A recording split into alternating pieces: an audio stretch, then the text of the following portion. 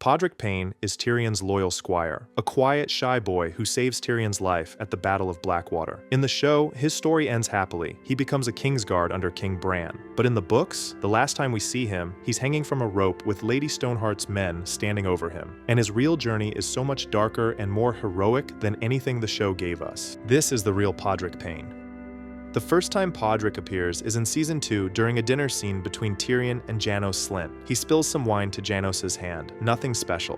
For the rest of the season, things are more or less the same. He pours wine, fetches people, cleans tables. That's pretty much his role until his first big moment at the Battle of Blackwater. During the battle, a Kingsguard tries to kill Tyrion, but Podrick stabs him in the back of the head with a spear and saves Tyrion's life. In the books, we learn about how Podrick joins Tyrion's service much later. Basically, when the war starts, he goes to the Riverlands with Sir Cedric Payne. After Sir Cedric dies in battle, Podrick joins Sir Lorimer, who is guarding Lord Tywin's supply wagons. Lorimer gets caught sharing stolen food with Podrick, and is executed by Kevan Lannister. But when Kevan learns Podrick's last name is Payne, he spares him and gives him to serve Tyrion.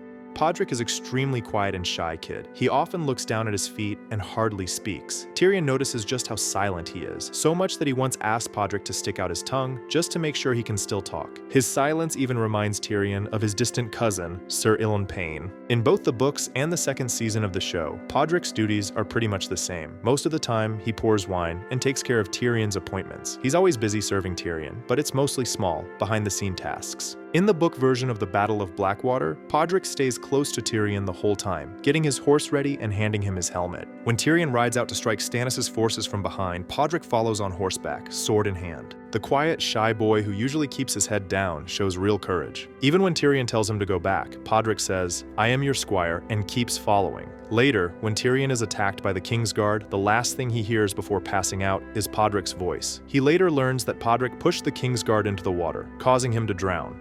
In the show's third season, there is a small storyline where Tyrion tries to reward Podrick for saving his life by sending him to spend time with some women, but Podrick later returns the money, saying they refuse to take it. This becomes a running joke in the show that Podrick has some kind of magic in the bedroom.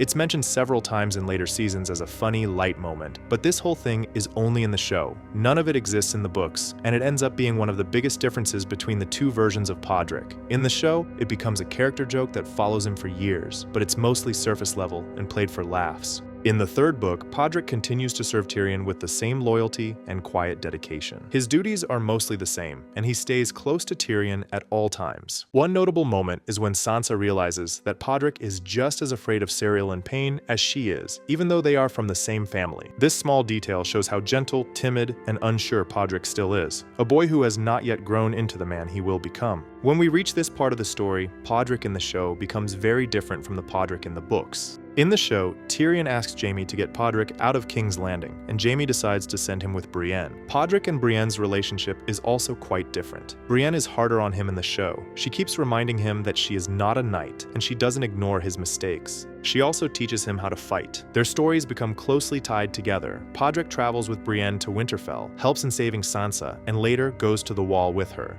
After the Battle of Winterfell and the Night King's defeat, Podrick becomes one of King Bran's Kingsguard. His story ends in a very straightforward, happy way. But in the books, it's much different. After Tyrion's trial, Podrick escapes King's Landing and starts to follow Brienne to find Tyrion. He's just a 12 or 13-year-old boy who sets out on the road alone and nowhere else to go. When Brienne finds him and learns his story, she takes him with her. One of the first things she notices is that Podrick is both fearless and careful. When Brienne starts training him, he accepts every hardship and proudly shows her everything he can do. She also sees that his sword hand isn't as slow as people think.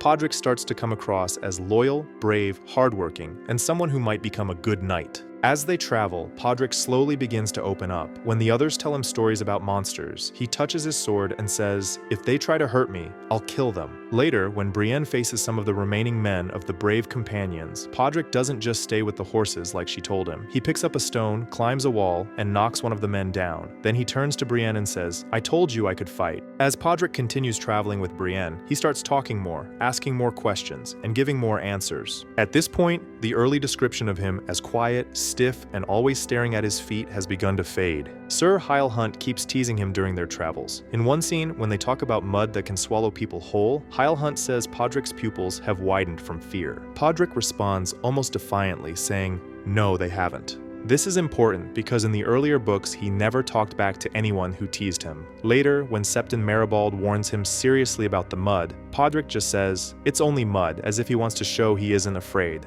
His fate in the books is also very different from the show. When Brienne and Podrick are captured by Lady Stoneheart's men, Stoneheart demands that Brienne bring her Jaime Lannister. Brienne's refusal means execution. The last time we see Podrick in the books is from Brienne's perspective. He is hanging with a rope around his neck. We don't have enough proof to say he is definitely dead, but everything after this point goes into theory. All we know is that at the end of the 5th book, Brienne appears before Jaime and tells him that she found Sansa and needs Jaime to come with her. She adds that if he doesn't come alone, the Hound will kill her. But the real Hound is dead. The one causing terror in the Riverlands is just Biter wearing the Hound's helmet, and Brienne did not actually find Sansa, so clearly she is lying. Maybe she accepted Lady Stoneheart's terms in order to save Podrick, promising to bring Jaime to her. And if that is true, then when Brienne goes to get Jaime, Podrick is still alive. These are all still theories, of course. But one thing is certain, Podrick's character grows much more than many people realize. He begins as a scared boy who barely speaks and keeps his eyes on the ground. Slowly, he becomes more confident and more capable with a sword. But what makes him truly interesting is that in a world like Game of Thrones, full of corruption, betrayal, and the hunger for power, Podrick remains moral, brave, and loyal. Whether he becomes a Kingsguard or not, we don't know. But we do know this. He already holds all the qualities of a true knight, like Sir Arthur Dayne, like Barristan Selmy. If you liked the video, don't forget to drop a like and subscribe to the channel. See you next time.